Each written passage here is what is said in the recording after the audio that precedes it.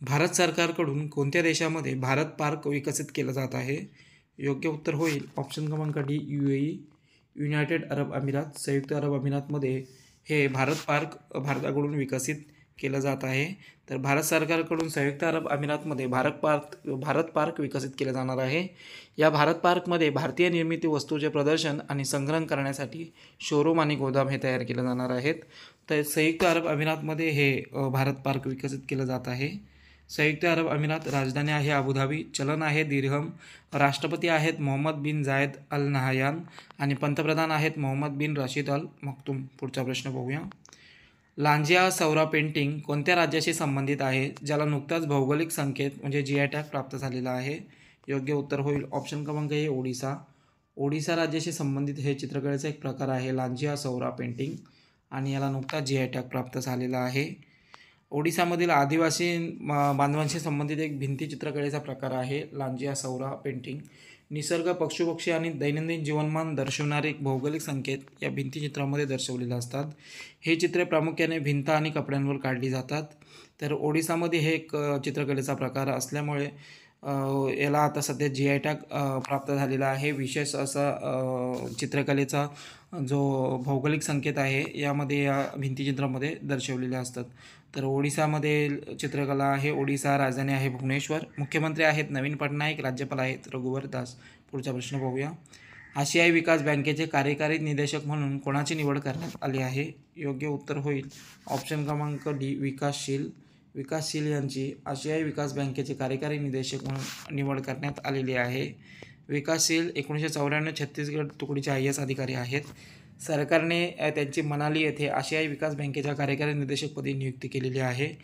आशियाई विकास बँकामध्ये निदेशक विकासशील यांचा कार्यकाल 3 वर्षाचा असणार आहे. आशियाई विकास बँक एक क्षेत्रीय बँक आहे आणि या बँकेच्या कार्यकारी निदेशकपदी आता नुकताच विकासशील यांची निवडी करण्यात आलेली आहे. आशियाई विकास बँक स्थापना झालेली आहे 19 डिसेंबर 1966. मुख्यालय आहे मनिली, फिलिपिन्स आणि सदस्य देश आहेत 68 आणि सध्या अध्यक्ष आहेत आशियाई विकास बँकेचे मात्सुगो असाकावा हे जपानचे आहेत. पुढचा प्रश्न पाहूया. भारताचे पहिले सूर्य मिशन आदित्य L1 हे कोणत्या दिवशी लॅग्रेंज केंद्र 1 वर पोहोचलेलं आहे? योग्य उत्तर होईल ऑप्शन क्रमांक ए 9 जानेवारी 2024. या दिवशी हे आदित्य L1 मिशन लॅग्रेंज केंद्र 1 वर पोहोचलेलं आहे. भारताचं सूर्य मिशन होतं हे आदित्य L1. 3 सप्टेंबर 2023 रोजी हे यान प्रक्षेपित करण्यात आलेलं होतं. आदित्य L1 सूर्य आणि पृथ्वी दरम्यान जो लॅग्रेंज पॉईंट आहे त्याच्या चारी बाजूला प्रमाणमंडळ कक्षेमध्ये स्थापित केलं जाणार आहे. 1.5 मिलियन किलोमीटर अंतरावरून सूर्याचे अध्ययन करणारा अंतराळ आधारित वेधशाळा श्रेणीचे एक भारतीय सौर मिशन आहे. पृथ्वीच्या केंद्राबाहेर जाणारे इस्रोचे हे 5वे मिशन आहे आणि नुकताच हे लॅग्रेंज केंद्रावर हे यशस्वीरित्या पोहोचलेलं आहे. पुढचा प्रश्न पाहूया. बिमस्टेकचे महासचिव म्हणून कोणी नुकताच पदभार स्वीकारलेला आहे? योग्य उत्तर होईल ऑप्शन क्रमांक सी इंद्रमणी पांडे. इंद्रमणी पांडे यांची बिमस्टेकचे महासचिव म्हणून नियुक्ती मागे झाली होती आणि आता यांनी हा पदभार स्वीकारलेला आहे नुकताच.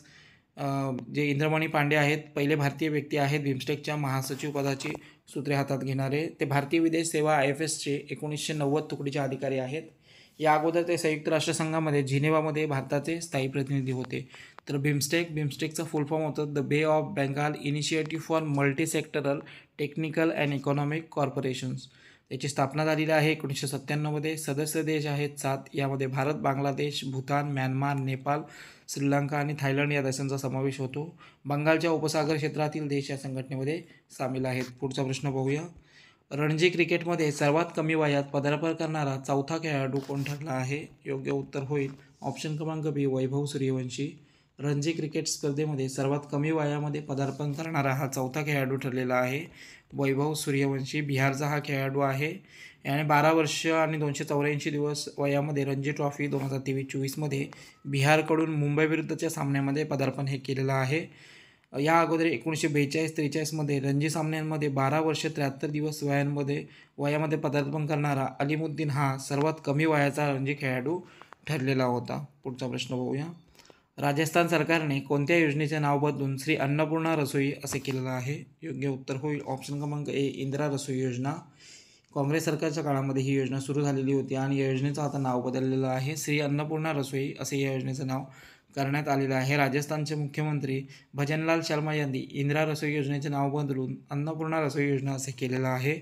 अशोक गेहलोत यांच्या नेतृत्वात काँग्रेस सरकारने कोणीही गरीब उपाशीपोटी राहू नये यासाठी 2020मध्ये 8 रुपये प्रति प्लेट जेवण उपलब्ध करून देण्यासाठी राज्यात इंदिरा रसोई योजना सुरू केली होती आणि आता योजनेचं नाव हे बदलण्यात आलेलं आहे. अन्नपूर्णा रसोई योजना असं करण्यात आलेलं आहे. तर राजस्थानची राजधानी आहे जयपूर. मुख्यमंत्री आहेत भजनलाल शर्मा आणि राज्यपाल आहेत कलराज मिश्र. पुढचा प्रश्न पाहूया. भारतीय ऑलिम्पिक संघाचे मुख्य कार्यकारी अधिकारी कोण बनलेले आहेत? योग्य उत्तर होईल ऑप्शन क्रमांक सी रघुराम अय्यर हे भारतीय ऑलिम्पिक संघाचे मुख्य कार्यकारी अधिकारी बनलेले आहेत.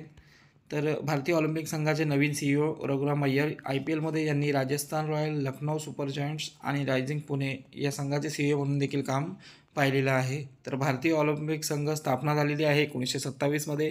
मुख्यालय आहे नवी दिल्ली या ठिकाणी आणि सध्या या भारतीय ऑलिम्पिक संघाच्या अध्यक्ष आहेत PT उषा. पुढचा प्रश्न पाहूया.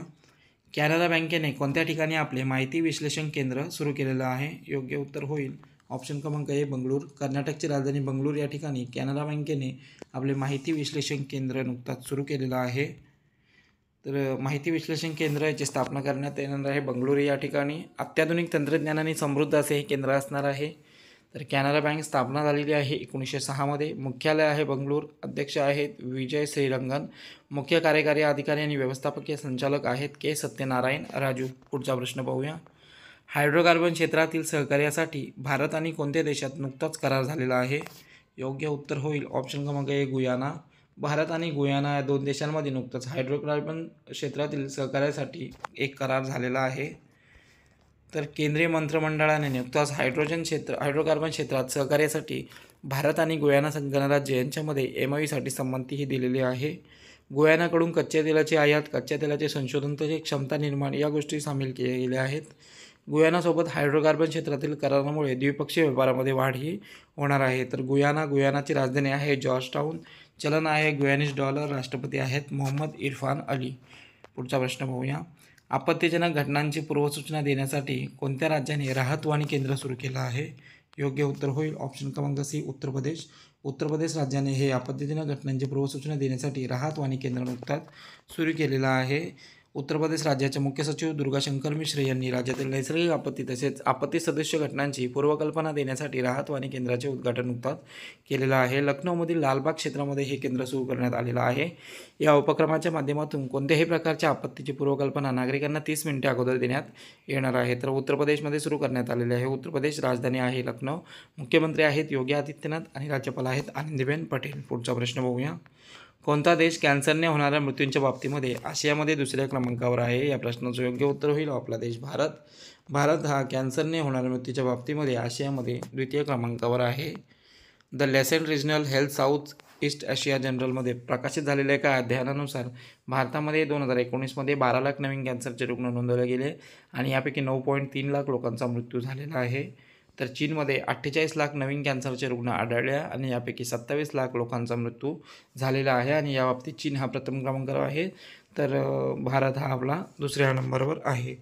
आशियाई ऑलिम्पिक क्वालिफायरमध्ये पुरुष गटात 10 मीटर एअर पिस्टल टीम स्पर्धेमध्ये कोणत्या संघाने सुवर्णपदक मिळवलेलं आहे? योग्य उत्तर होईल ऑप्शन क्रमांक ए आपला देश भारत.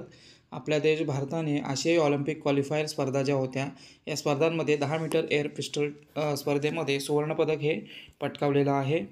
तर भारतीय नेमबाजांनी इंडोनेशियामधील जकार्ता येथे या आशियाई ऑलिम्पिक क्वालिफायर स्पर्धा ज्या पार पडल्या यामध्ये 10 मीटर गटामध्ये सुवर्णपदक हे मिळवलेलं आहे. वरुण तोमर, अर्जुन सिंग चीमा आणि उज्ज्वल मलिक यांनी भारतीय संघांकडून उत्कृष्ट कामगिरी केलेली आहे. या स्पर्धेमध्ये इराणने रौप्य पदक तर कोरियाने कांस्य पदक मिळवलेले आहे आणि या स्पर्धा कुठे पार पडलेल्या आहेत तर इंडोनेशिया येथील जकार्तामध्ये या आशियाई ऑलिम्पिक क्वालिफायर स्पर्धा या पार पडलेल्या आहेत आणि या 10 मीटर गटामध्ये सुवर्णपदक मिळवलेलं आहे भारतीय संघाने. पुढचा प्रश्न पाहूया. सेबीचे नवे कार्यकारी निदेशक म्हणून कोणाची निवड करण्यात आली आहे? योग्य उत्तर होईल ऑप्शन क्रमांक सी जी राममोहन राव यांची सेबीचे नवे कार्यकारी निदेशक म्हणून नुकताच निवड करण्यात आलेली आहे. तर SEBI security and exchange board of India यांच्या कार्यकारी निदेशकपदी जी राममोहन राव यांची नियुक्ती करण्यात आलेली आहे. 2027पर्यंत त्यांची या पदावर नियुक्ती ही असणार आहे. देशातील शेअर बाजार आणि कमोडिटी मार्केटचे नियंत्रण आणि नियमन करण्याचे कार्य सेबीकडून करण्यात येत असतं. तर सेबीची स्थापना झालेली आहे 12 एप्रिल 1988. मुख्यालय आहे मुंबईमध्ये आणि सेबीचे सध्याचे अध्यक्ष आहेत माधवीपुरी भुज. पुढचा प्रश्न पाहूया.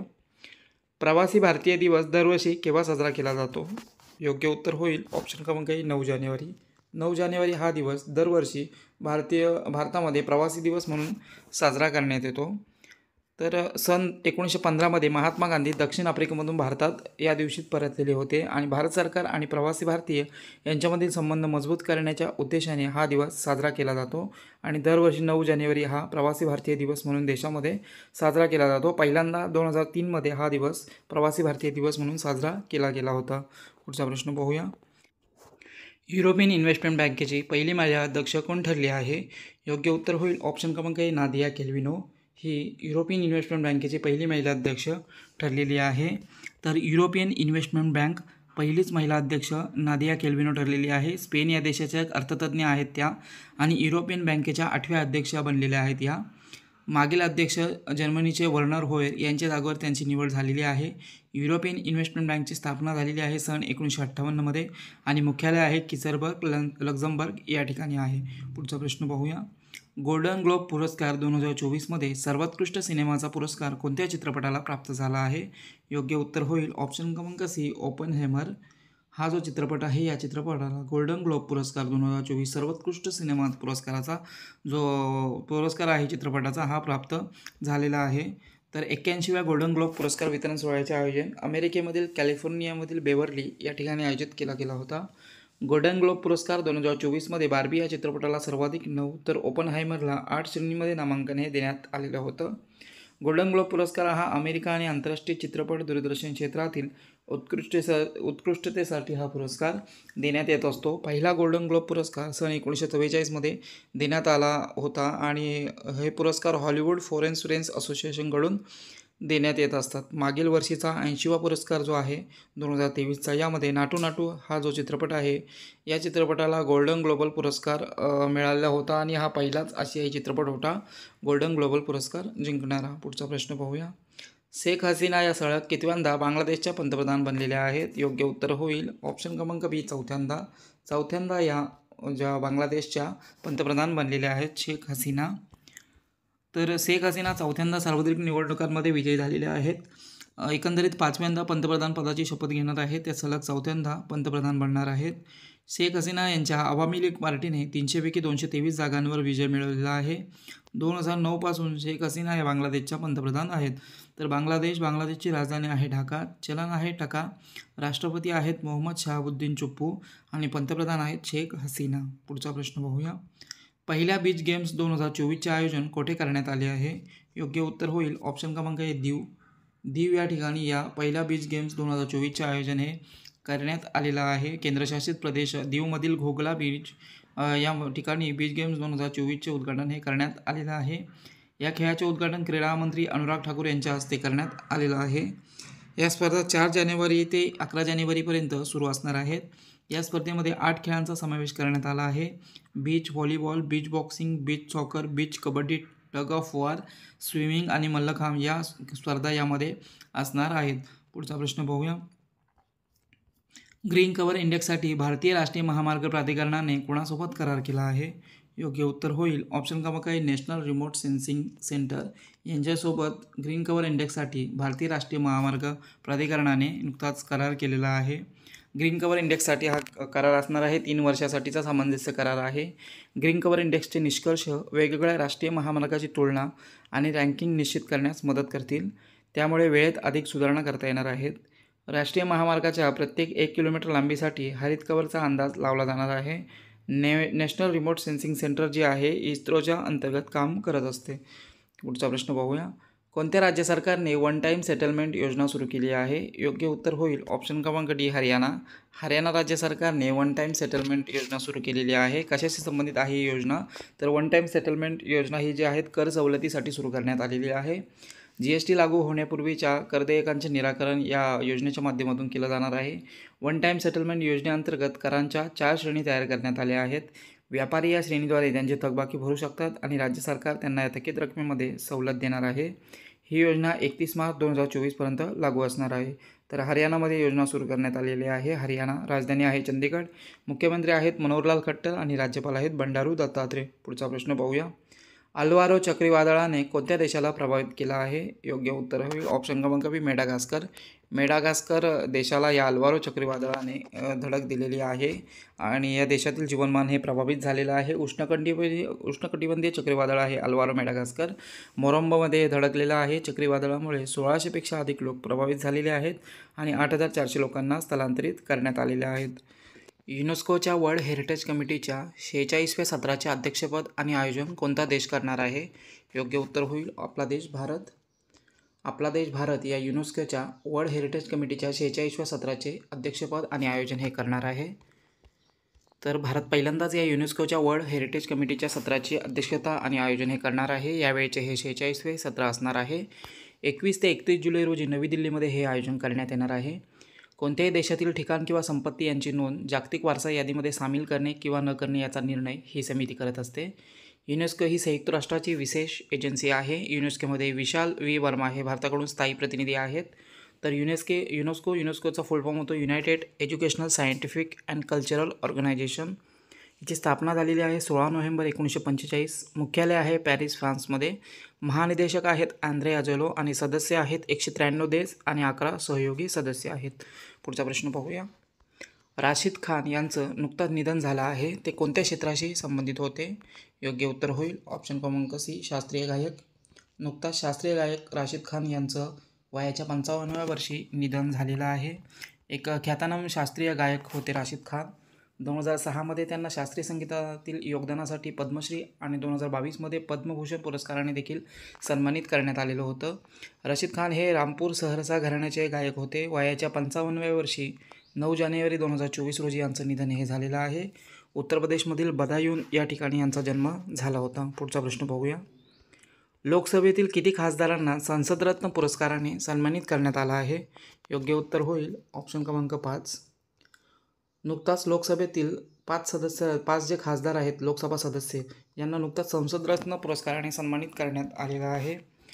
5 खासदारांना सन्मानित करण्यात आला आहे. केंद्रीय मंत्री अर्जुन राम मेघवाल यांच्या नेतृत्वातील समितीने या खासदारांची निवड केली आहे. संसदेमधील दैनंदिन कामगिरीमध्ये उत्कृष्ट प्रभावासाठी हा संसदरत्न पुरस्कार संबंधित खासदारांना हा दिला जात असतो. माजी राष्ट्रपती APJ अब्दुल कलाम यांच्या सल्ल्यानुसार या पुरस्काराची सुरुवात करण्यात आली होती.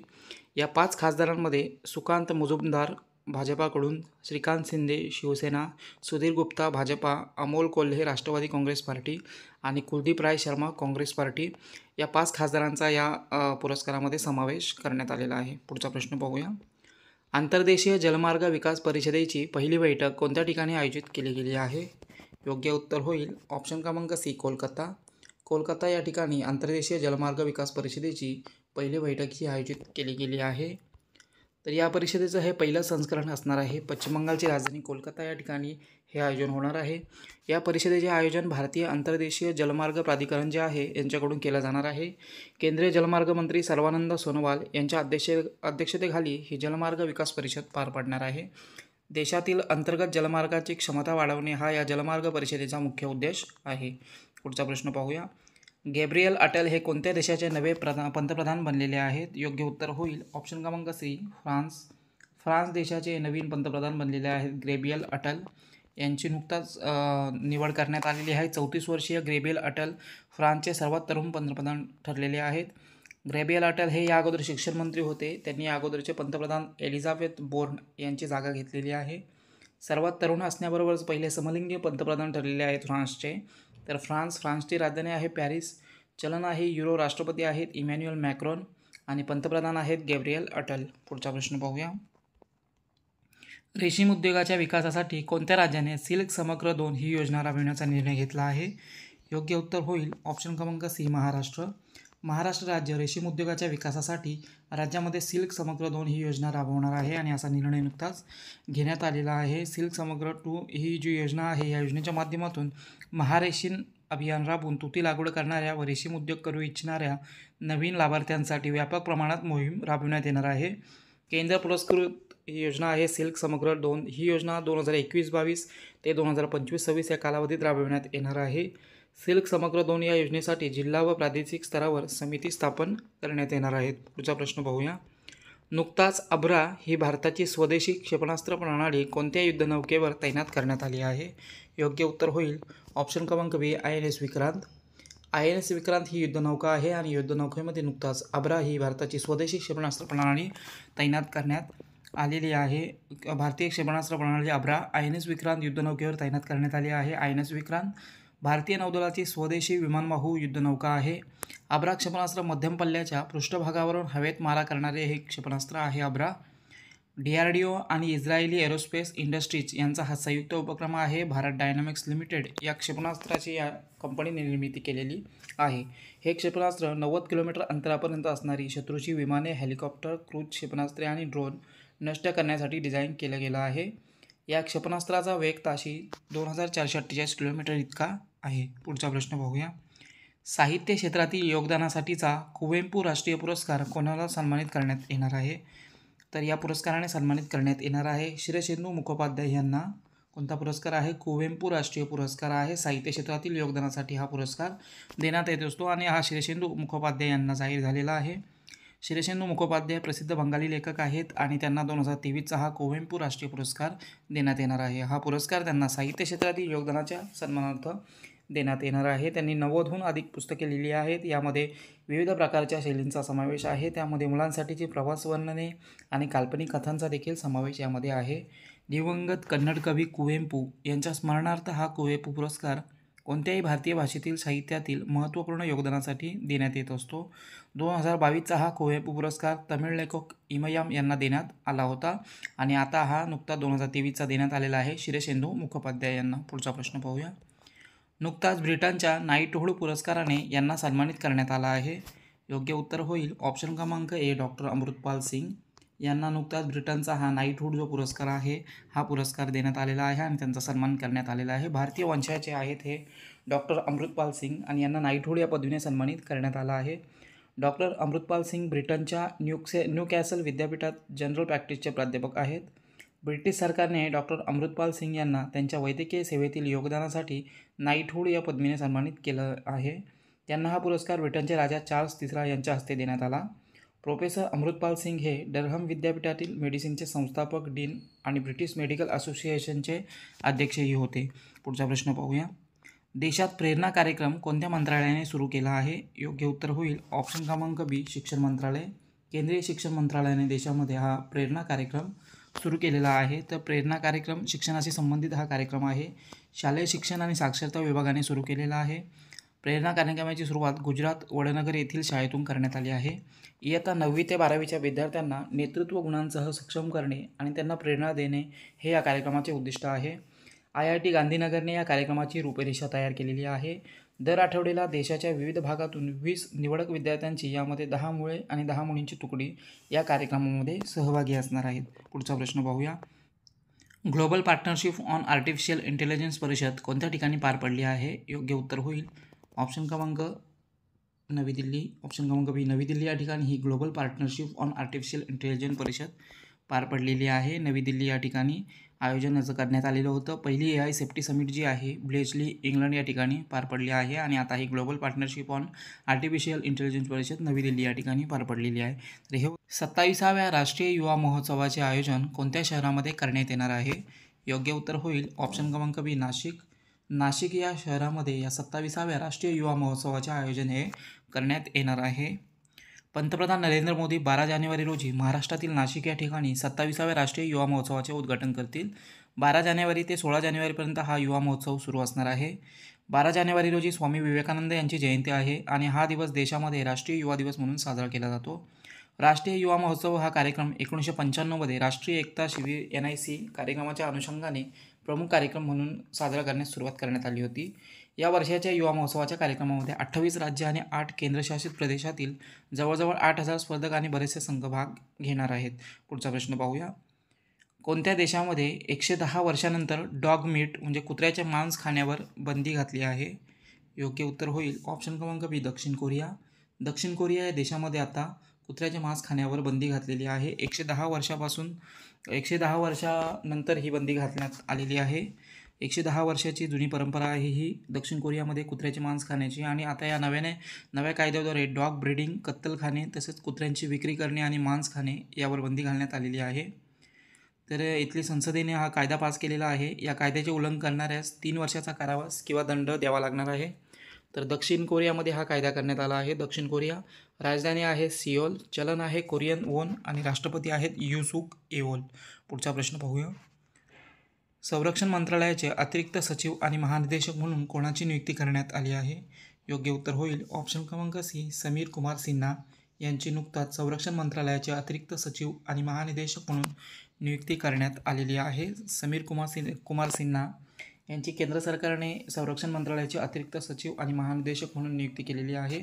समीर कुमार सिन्हा हे आसाम, मेघालय, केडरचे 1994 तुकडीचे IAS अधिकारी आहेत. पुढचा प्रश्न पाहूया.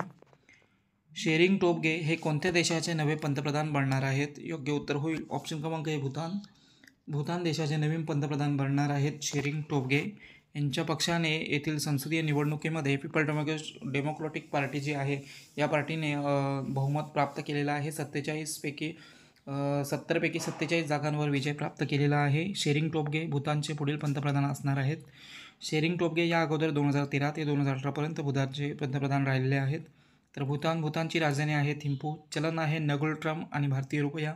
भूतानचे राजा आहेत जिग्मे खेसर नामग्याल वांगचुक. पुढचा प्रश्न पाहूया. हेनले पासपोर्ट रँकिंग जानेवारी 2024मध्ये भारत कितव्या स्थानी आहे? योग्य उत्तर होईल ऑप्शन क्रमांक सी, 80व्या स्थानी.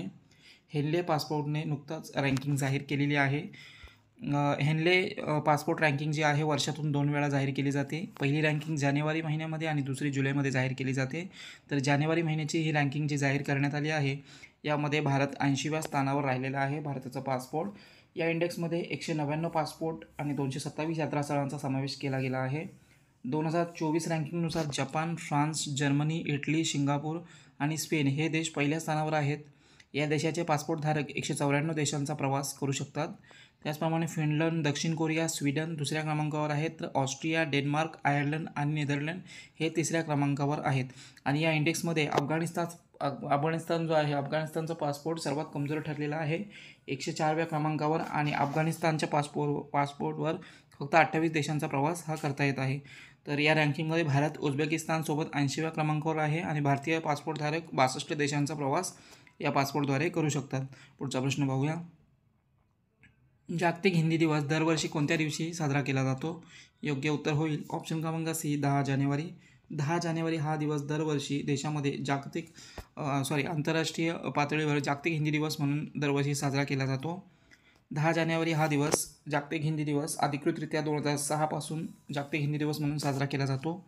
2006 साली तत्कालीन पंतप्रधान मनमोहन सिंग यांनी 10 जानेवारी हा दिवस अधिकृतरित्या जागतिक हिंदी दिवस म्हणून साजरा करण्याची घोषणा केली होती.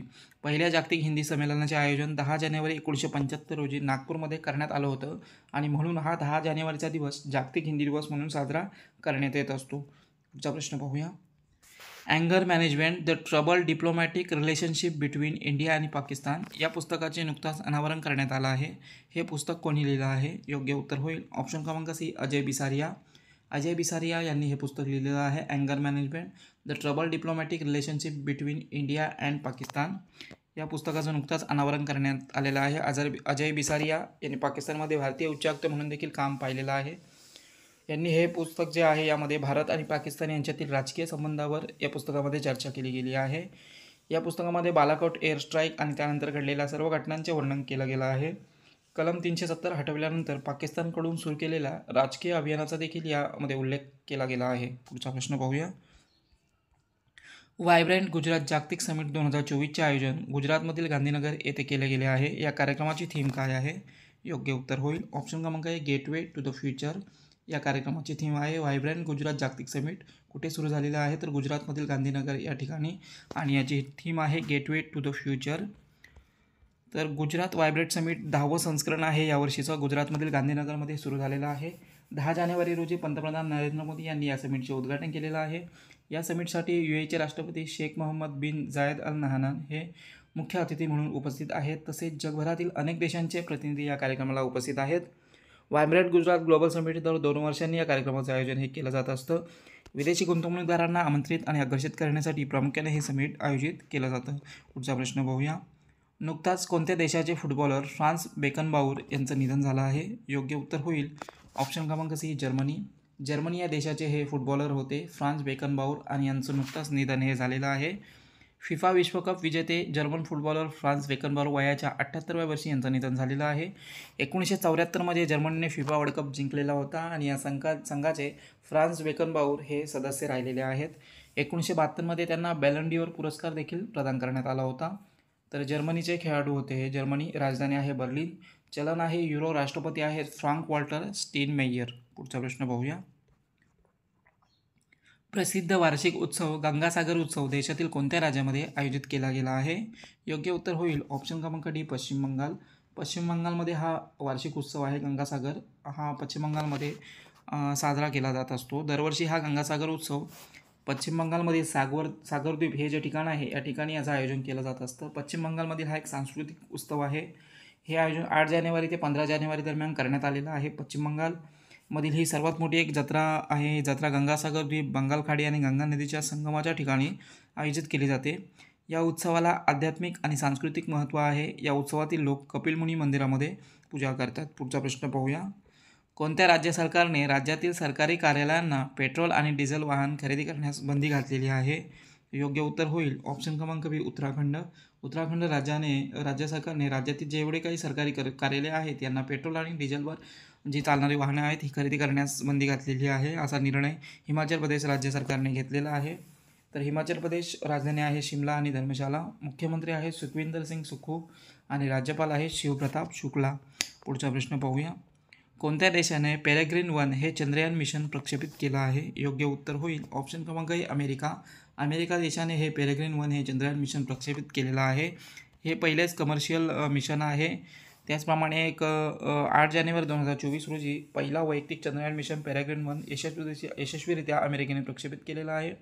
अमेरिकन कंपनी आहे ॲस्ट्रोबॉटिक याने या मिशनची निर्मिती केलेली आहे, विकसित केलेला आहे. पेरेग्रीन मिशन एक चंद्रावर पाठवलं गेलेलं पहिले व्यावसायिक मिशन आहे. या मिशनचा उद्देश चंद्रावर पाण्याचा शोध घेणे तसेच लँडरच्या चारही बाजूला असलेल्या वायूचे मापन आणि बाह्यमंडळाचे अध्ययन करणे हा आहे. हे मिशन नासाच्या कमर्शियल लुनार पेलोड सर्व्हिस प्रोग्रामचा एक भाग आहे.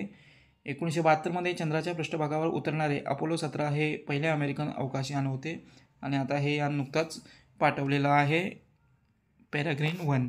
राष्ट्रीय युवा दिवस कोणत्या दिवशी साजरा केला जातो? योग्य उत्तर होईल ऑप्शन क्रमांक बी 12 जानेवारी. 12 जानेवारी हा दिवस दरवर्षी देशामध्ये राष्ट्रीय युवा दिवस म्हणून साजरा केला जातो. तर राष्ट्रीय युवा दिवस हा देशामध्ये 12 जानेवारी रोजी साजरा केला जातो. 1984मध्ये भारत सरकारने 12 जानेवारी हा दिवस राष्ट्रीय युवा दिवस म्हणून साजरा करण्याची घोषणा केली होती. त्याचप्रमाणे संयुक्त राष्ट्रसंघाने देखील 1984 हे वर्ष आंतरराष्ट्रीय युवा वर्ष म्हणून घोषित केलं होतं. 12 जानेवारी 1863 रोजी स्वामी विवेकानंद यांचा जन्म झाला होता आणि त्यांच्या जन्मदिवशीच हा 12 जानेवारी हा दिवस राष्ट्रीय युवा दिवस म्हणून साजरा केला जातो. तर स्वामी विवेकानंद यांचे मूळ नाव नरेंद्रनाथ दत्त होते. रामकृष्ण परमहंस हे स्वामी विवेकानंदांचे गुरु होते. स्वामी विवेकानंद यांनी 1 मे 1897 रोजी रामकृष्ण मिशनची स्थापना केली, ज्याचे मुख्यालय कोलकाता या ठिकाणी आहे. अमेरिकेतील शिकागोमध्ये त्यांनी 11 सप्टेंबर 1893 रोजी जागतिक धर्म महासभेमध्ये भारताचे प्रतिनिधित्व केले होते. पुढचा प्रश्न पाहूया. आंतरराष्ट्रीय कामगार संघटनेनुसार 2024मध्ये जगभरातील बेरोजगारीचा दर काय असणार आहे? योग्य उत्तर होईल ऑप्शन क्रमांक सी 5.2%. 5.2% इतका बेरोजगारीचा दर हा 2024 या वर्षामध्ये राहणार असल्याचा अंदाज आंतरराष्ट्रीय कामगार संघटनेने व्यक्त केलेला आहे. आंतरराष्ट्रीय कामगार संघटना ILO world employment and social outlook report 2024मध्ये जगातील बेरोजगारीचा दर हा 5.2% इतका राहणार असल्याचा अंदाज वर्तवलेला आहे. 2023मध्ये बेरोजगारीचा दर हा 5.1% इतका होता. तर बेरोजगारांची संख्या ही 2 मिलियनपर्यंत वाढणार असल्याचा अंदाज व्यक्त केलेला आहे.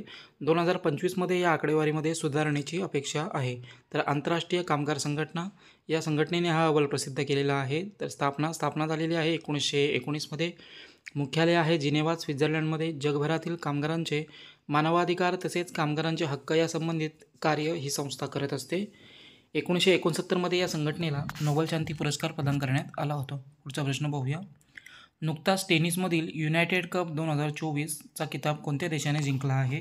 योग्य उत्तर होईल ऑप्शन क्रमांक बी जर्मनी. जर्मनी या देशाने हा टेनिसमधील युनायटेड कप 2024चा किताब जिंकलेला आहे जर्मनी या देशाने. पोलंडला हरवत युनायटेड कप 2024चा किताब आपल्या नावे जर्मनीने केलेला आहे. युनायटेड कपचे हे दुसरे आयोजन होते. पहिले संस्करण 2023मध्ये पार पडलं आहे. युनायटेड कप स्पर्धेचे आयोजन हे ऑस्ट्रेलियामधील पर्थ आणि सिडनी या 2 शहरांमध्ये करण्यात आले होतं. अलेक्झांडर झ्वेरेव आणि लॉरा सिगमंड यांनी निर्णायक मिश्र दुहेरी सामना जिंकत हा किताब जर्मनीच्या नावे केलेला आहे. पुढचा प्रश्न पाहूया. स्वच्छता सर्वेक्षण 2023मध्ये देशातील सर्वात स्वच्छ शहर कोणते ठरले आहे? या प्रश्नाचं योग्य उत्तर होईल ऑप्शन क्रमांक डी, ए आणि बी, म्हणजे इंदोर आणि सुरत हे 2 देश स्वच्छता सर्वेक्षण 2023मध्ये देशातील सर्वात स्वच्छ शहर ठरलेले आहेत. तर 2023 स्वच्छ सर्वेक्षण पार पडले. यामध्ये 4500 शहरांचा सर्वे केला गेला होता. यावेळेचं हे 8वं संस्करण होतं. 1 लाखपेक्षा जास्त लोकसंख्या असलेल्या शहरांमध्ये पहिले स्थान संयुक्तरित्या इंदोर आणि सुरत या 2 शहरांना प्राप्त झालेलं आहे. इंदोर शहर 7व्यांदा देशातील सर्वात स्वच्छ शहर ठरलेलं आहे. महाराष्ट्रातील नवी मुंबई 3ऱ्या, तर आंध्र प्रदेशमधील विशाखापट्टणम 4थ्या स्थानी आणि मध्य प्रदेशमधील भोपाळ शहर 5व्या स्थानी आहेत. 1 लाखपेक्षा कमी लोकसंख्या असलेल्या शहरांच्या श्रेणीमध्ये महाराष्ट्रातील सासवड पहिल्या, छत्तीसगडमधील पाटण दुसऱ्या, तर महाराष्ट्रातील लोणावळा हे 3ऱ्या स्थानी आहे. तर स्वच्छ राज्यांच्या श्रेणीमध्ये पाहाल तर महाराष्ट्र प्रथम, मध्य प्रदेश द्वितीय आणि छत्तीसगडला तृतीय स्थान मिळालेलं आहे. गंगा नदीकाठीवरील शहरांमध्ये वाराणसी पहिल्या, तर प्रयागराज 2ऱ्या स्थानी आहेत. मध्य प्रदेशमधील महूला सर्वात स्वच्छ कॅन्टोन्मेंट बोर्डचा पुरस्कार मिळालेला आहे. तर उत्कृष्ट सफाई मित्र सुरक्षित शहरचा पुरस्कार हा चंदीगड शहराला देण्यात आलेला आहे. पुढचा प्रश्न पाहूया. कोणत्या राज्य सरकारने श्री रामलला दर्शन योजना सुरू केली आहे? योग्य उत्तर होईल ऑप्शन क्रमांक डी, छत्तीसगड. छत्तीसगड राज्य सरकारने ही श्री रामलला दर्शन योजना सुरू केलेली आहे. काय आहे ही योजना? तर या योजनेच्या माध्यमातून श्री रामलला दर्शन योजना सुरू केलेली आहे आणि योजनेच्या माध्यमातून छत्तीसगड पर्यटन बोर्ड आणि पर्यटन विभागाकडून या योजनेची अंमलबजावणी केली जाणार आहे. दरवर्षी या योजनेच्या माध्यमातून 20,000 तीर्थयात्रींना श्री रामललाचे दर्शन करता येणार आहे. छत्तीसगडमधील 18 ते 75 वयोगटातील नागरिकांना या योजनेचा लाभ घेता येणार आहे. तर छत्तीसगड राज्याने सुरू केलेली योजना आहे. छत्तीसगड स्थापना झालेला आहे 1 नोव्हेंबर 2000. राजधानी आहे रायपूर. मुख्यमंत्री आहेत विष्णुदेव साय आणि राज्यपाल आहेत विश्वभूषण हरिचंद्रन. पुढचा प्रश्न पाहूया. कोणत्या देशाने लक्षद्वीपमध्ये निर्जलीकरण म्हणजे डिसॅलिनेशन कार्यक्रम सुरू केला आहे? योग्य उत्तर होईल ऑप्शन क्रमांक सी, इस्रायल. इस्रायल या देशाने लक्षद्वीपमध्ये पाण्याचे निर्जलीकरण अर्थात डिसॅलिनेशन कार्यक्रम सुरू केलेला आहे. तर लक्षद्वीपमध्ये इस्रायल देशाकडून हे पाण्याचे निर्जलीकरण कार्यक्रमाला सुरुवात करण्यात आलेली आहे. 9 जानेवारीपासून इस्रायलने समुद्रातील पाण्याचे निर्जलीकरण करून पिण्यायोग्य पाण्यात रूपांतर करण्यास सुरुवात केलेली आहे. यामुळे लक्षद्वीपमधील पर्यटनाला चालना मिळणार आहे. लक्षद्वीपच्या 4ही बाजूने समुद्र असल्याने तिथे पिण्याच्या पाण्याची मोठी समस्या आहे आणि या समस्येवर उपाय म्हणून इस्रायलची मदत घेण्यात आलेली आहे. इस्रायल त्यांच्याकडे असलेल्या डिसॅलिनेशन तंत्रज्ञानाच्या साहाय्याने समुद्राच्या खारट पाण्याचे गोड्या पाण्यात रूपांतरण करणार आहे. तर इस्रायलने सुरू केलेली आहे प्रक्रिया. इस्रायल राजधानी आहे जेरुसलेम, चलन आहे शेकेल आणि पंतप्रधान आहेत इस्रायलचे बेंजामिन नेतन्याहू. पुढचा प्रश्न पाहूया. जागतिक व्यापार संघटना अर्थात WTOमध्ये भारताचे स्थायी प्रतिनिधी म्हणून कोणाला नियुक्त करण्यात आलं आहे? योग्य उत्तर होईल ऑप्शन क्रमांक डी, सेंथिल पांडियनसी यांना WTOमध्ये भारताचे स्थायी प्रतिनिधी म्हणून नियुक्त करण्यात आलेला आहे. केंद्र सरकारने पुढील 3 वर्षांसाठी जिनेव्हा येथील जागतिक व्यापार संघटनेमध्ये भारताकडून यांची स्थायी प्रतिनिधी म्हणून नियुक्ती केलेली आहे. मार्च 2024 पासून त्यांचा कार्यकाल सुरू होणार आहे. उत्तर प्रदेश केडरचे 2002 तुकडीचे ते IAS अधिकारी आहेत. सध्या कार्यरत असलेले ब्रजेंद्र नवनीत यांची ते जागा घेतील.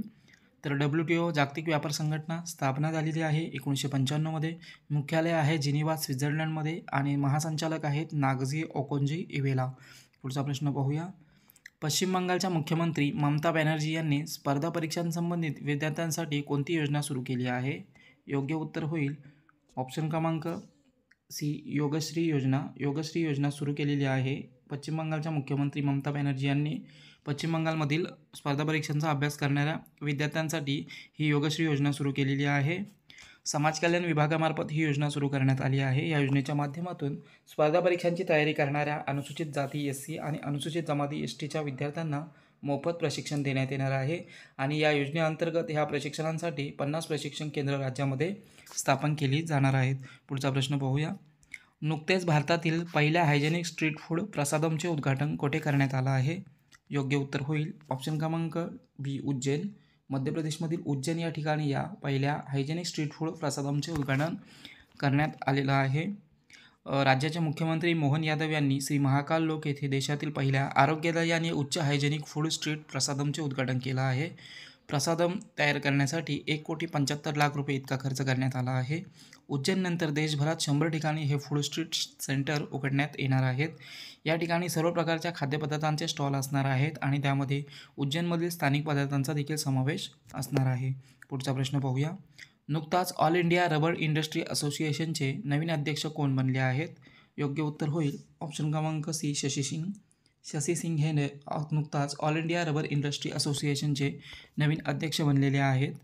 तर शशी सिंग हे अगोदरचे अध्यक्ष रमेश केजरीवाल यांची जागा घेतील. याआधी शशी सिंग हे ऑल इंडिया रबर इंडस्ट्री असोसिएशनचे उपाध्यक्ष होते. ऑल इंडिया रबर इंडस्ट्रीज असोसिएशनची स्थापना 1945मध्ये झालेली आहे आणि याच्या अध्यक्षपदी आता नुकताच शशी सिंग यांची निवड करण्यात आलेली आहे. उद्योगाच्या हितांचे रक्षण करणे आणि संवर्धन करणे हा या संघटनेचे मुख्य उद्दिष्ट आहे. रबर उद्योग व्यवसायातील ही सर्वात मोठी ना नफा ना तोटा तत्वावरील गैरसरकारी संस्था आहे. पुढचा प्रश्न पाहूया. कोणत्या राज्यामध्ये कदंब काळातील 10व्या शतकातील शिलालेख सापडला आहे? योग्य उत्तर होईल ऑप्शन क्रमांक सी गोवा. गोवा या राज्यामध्ये 10व्या शतकातील एक कदंब काळातील शिलालेख नुकताच सापडलेला आहे. दक्षिण गोव्यामधील काकोडा येथील महादेवाच्या मंदिरामध्ये हा कदंब काळातील 10व्या शतकातील एक शिलालेख सापडलेला आहे.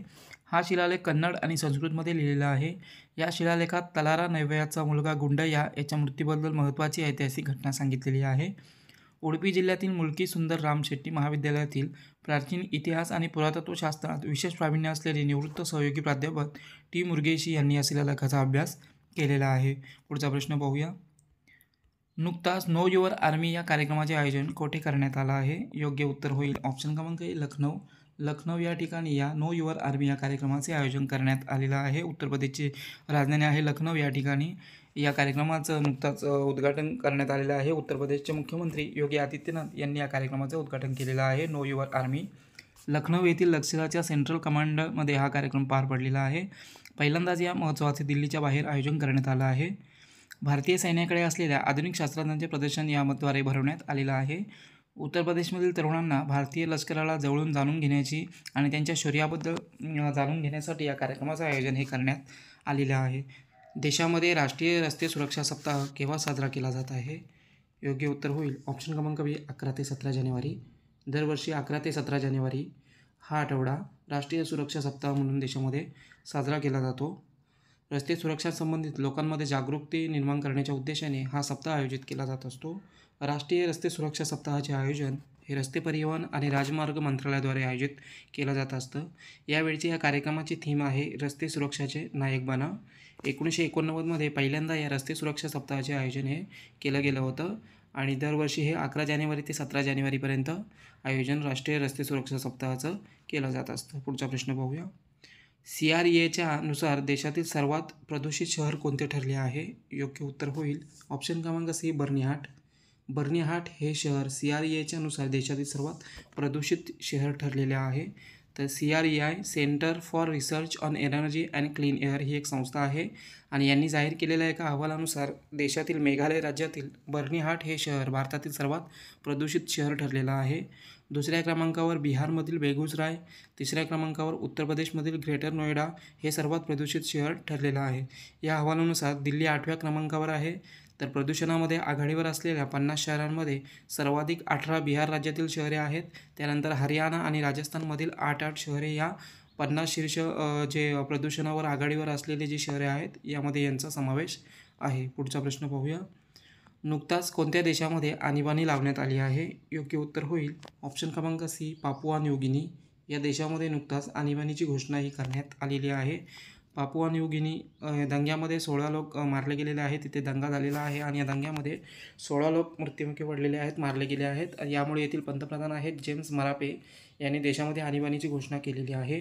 पगार कपातवरून पोलिसांनी आणि सार्वजनिक क्षेत्रातील कर्मचाऱ्यांनी विरोध प्रदर्शन देशामध्ये सुरू केलं होतं आणि याचेच रूपांतर दंग्यामध्ये झाले आणि यामध्ये 16 लोक मारले गेले. वेतन कपातावरून झालेल्या दंग्यांमध्ये राजधानी पोर्ट मोरेस्बी आणि देशाच्या उत्तर भागातील लाई येथे मोठं नुकसान झालेलं आहे.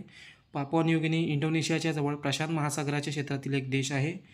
तर पापुआ न्यू गिनी राजधानी आहे पोर्ट मोरेस्बी, चलन आहे पापुआ न्यू गिनी किना आणि पंतप्रधान आहेत जेम्स मरापे. पुढचा प्रश्न पाहूया. मलकानगिरी विमानतळाचे नुकताच उद्घाटन करण्यात आले आहे. हे विमानतळ कोणत्या राज्यामध्ये आहे? योग्य उत्तर होईल ऑप्शन क्रमांक डी ओडिसा. ओडिसा राज्यामध्ये हे ठिकाण आहे मलकानगिरी. येथे एक विमानतळाचं नुकताच उद्घाटन करण्यात आलेलं आहे. तर ओडिसाचे मुख्यमंत्री नवीन पटनाईक यांनी मलकानगिरी या ठिकाणी या नवीन विमानतळाचे उद्घाटन केलेलं आहे. हे विमानतळ 233 एकर क्षेत्रामध्ये आहे आणि यासाठी 70 करोड रुपये इतका खर्च आलेला आहे. या विमानतळाच्या उद्घाटनाने आता ओडिसामधील एकूण विमानतळांची संख्या ही 7 झाली आहे. तर ओडिसामध्ये नवीन विमानतळ झालेलं आहे. ओडिसा स्थापना झालेली आहे 1 एप्रिल 1936. राजधानी आहे भुवनेश्वर. मुख्यमंत्री आहेत नवीन पटनाईक आणि राज्यपाल आहेत रघुवर दास. पुढचा प्रश्न पाहूया. उत्कृष्ट यशासाठीचा इंडियन ऑफ द इयर 2023चा पुरस्कार कोणाला देण्यात आला आहे? योग्य उत्तर होईल ऑप्शन क्रमांक ए इस्रो. इंडियन स्पेस रिसर्च ऑर्गनायझेशनला हा उत्कृष्ट यशासाठीचा इंडियन ऑफ द इयर 2023चा पुरस्कार नुकताच प्रदान करण्यात आलेला आहे. केंद्रीय मंत्री जितेंद्र सिंग यांच्या हस्ते इस्रोला 2023 या वर्षातील उत्कृष्ट यशासाठीचा इंडियन ऑफ द इयर पुरस्कार प्रदान केला गेला आहे. हा पुरस्कार इस्रोतर्फे इस्रोचे अध्यक्ष एस सोमनाथ आणि चंद्रयान 3मध्ये प्रकल्पाचे निदेशक पी वीरमुथुवेल यांनी स्वीकारलेला आहे. इंडियन ऑफ द इयर हा पुरस्कार राष्ट्रीय न्यूज वाहिनी CNN न्यूज 18कडून दिला जात असतो. तर इस्रो भारतीय अवकाश संशोधन संस्था स्थापना झालेली आहे 15 ऑगस्ट 1969. मुख्यालय आहे बंगळुरूमध्ये आणि वर्तमान अध्यक्ष आहेत एस सोमनाथ. पुढचा प्रश्न पाहूया. संघ लोकसेवा आयोग अर्थात UPSC सदस्य म्हणून नुकतीच कोणाची नियुक्ती करण्यात आली आहे? योग्य उत्तर होईल ऑप्शन क्रमांक सी शीलवर्धन सिंह यांची नुकताच UPSCचे सदस्य म्हणून राष्ट्रपतींनी नियुक्ती केलेली आहे. CISFचे हे माजी महानिदेशक आहेत शीलवर्धन सिंह आणि यांची आता UPSCच्या सदस्यपदी निवड करण्यात आलेली आहे. शीलवर्धन सिंह 1986 तुकडीचे IPS अधिकारी आहेत. संघ लोकसेवा आयोगाचे सध्या अध्यक्ष आहेत डॉक्टर मनोज सोनी.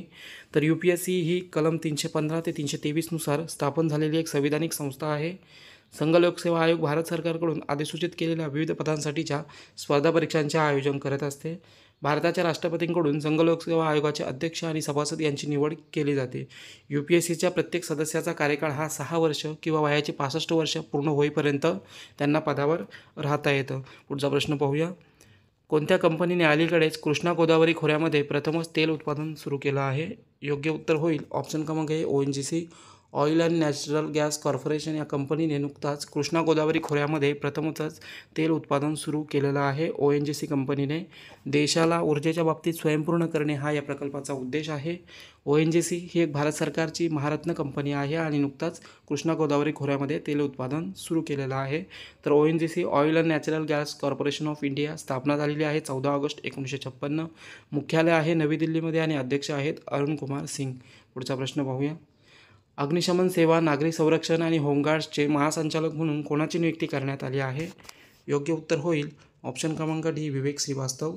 विवेक श्रीवास्तव यांची अग्निशमन सेवा, नागरी संरक्षण आणि होमगार्डचे महासंचालक म्हणून नुकताच नियुक्ती करण्यात आलेली आहे. विवेक श्रीवास्तव यांची 1989 गुजरात केडरचे IPS अधिकारी आहेत. विवेक श्रीवास्तव 30 जून 2025 पर्यंतच्या कालावधीसाठी यांची या पदावर नियुक्ती करण्यात आलेली आहे. ते सध्या इंटेलिजन्स ब्युरोमध्ये विशेष संचालक म्हणून कार्यरत होते.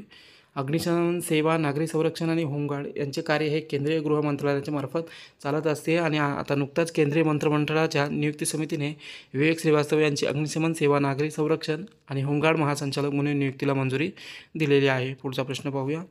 फिनटेक कंपनी फोनपेने कोणाला जागतिक मुख्य कार्यकारी अधिकारी म्हणून नियुक्त केला आहे? योग्य उत्तर होईल ऑप्शन क्रमांक बी रितेश पै. रितेश पै यांना फिनटेक कंपनी आपली फोनपे जी आहे या कंपनीने जागतिक मुख्य कार्यकारी अधिकारी म्हणून नियुक्त केलेला आहे. रितेश पै यांना भारतीय फिनटेक कंपनी आहे फोनपे आणि याआधी रितेश पै यांनी UKमधील फिनटेक कंपनी टेरापेमध्ये काम केलेलं आहे. फोनपेचे देशभरात सुमारे 500 दशलक्ष नोंदणीकृत वापरकर्ते आणि 37 दशलक्ष व्यापारिक नेटवर्क आहे. फोनपे या कंपनीची सुरुवात 2015मध्ये बंगळुरू येथे करण्यात आली आहे. पुढचा प्रश्न पाहूया. कोणत्या विमानतळाला 2023 स्कायट्रॅक्सचा जगातील सर्वोत्कृष्ट विमानतळाचा पुरस्कार देण्यात आला आहे? योग्य उत्तर होईल ऑप्शन क्रमांक ए चांगी विमानतळ सिंगापूर. या विमानतळाला हा स्कायट्रॅक्सचा जगातील सर्वोत्कृष्ट विमानतळाचा 2023चा पुरस्कार देण्यात आलेला आहे.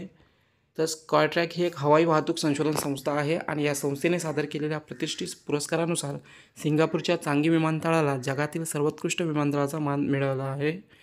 गेल्या 2 वर्षापासून कतारच्या हमाद आंतरराष्ट्रीय विमानतळाला मागे टाकत सांगी विमानतळाने 12व्यांदा अव्वल स्थान मिळवलेलं आहे. स्कायट्रॅक्स हा पुरस्कार विमान वाहतूक उद्योगातील एक महत्त्वाचा पुरस्कार समजला जातो. प्रवाशांसाठीच्या आंतरराष्ट्रीय उत्कृष्ट विमानतळ सेवा आणि सुविधांच्या सर्वेक्षणानुसार हा पुरस्कार प्रदान केला जातो. पुढचा प्रश्न पाहूया. IIT मद्रासचे नवीन कॅम्पस कोणत्या देशामध्ये सुरू करण्यात येणार आहेत? योग्य उत्तर होईल ऑप्शन क्रमांक बी श्रीलंका. श्रीलंका या देशामध्ये IIT मद्रासचे नवीन कॅम्पस सुरू होणार आहेत. तर नुकताच श्रीलंकेचे शिक्षण मंत्री आहेत डॉक्टर सुशील प्रेमजयंता यांनी सांगितले आहे की श्रीलंकेतील कँडी येथे IIT मद्रासचे नवीन कॅम्पस सुरू करण्यात येणार आहेत. श्रीलंकेचे राष्ट्रपती रणिल विक्रमसिंघे यांनी अर्थमंत्री म्हणून सादर केलेला 2024च्या अर्थसंकल्पामध्ये हा प्रस्ताव सादर करण्यात आलेला होता. यापूर्वी IIT मद्रासने नोव्हेंबर 2023मध्ये तंजानियामध्ये आपले कॅम्पस सुरू केले होते. पुढचा प्रश्न पाहूया. रेल्वे बोर्डाच्या सचिवपदी कोणाची नियुक्ती करण्यात आली आहे? योग्य उत्तर होईल ऑप्शन क्रमांक बी अरुणा नायर. अरुणा नायर यांची नुकताच रेल्वे बोर्डाच्या नवीन सचिवपदी नियुक्ती करण्यात आलेली आहे. सेशन कसा वाटला कमेंटद्वारे कळवा. चॅनलला सबस्क्राईब करा आणि व्हिडिओला लाईक करायला विसरू नका. धन्यवाद.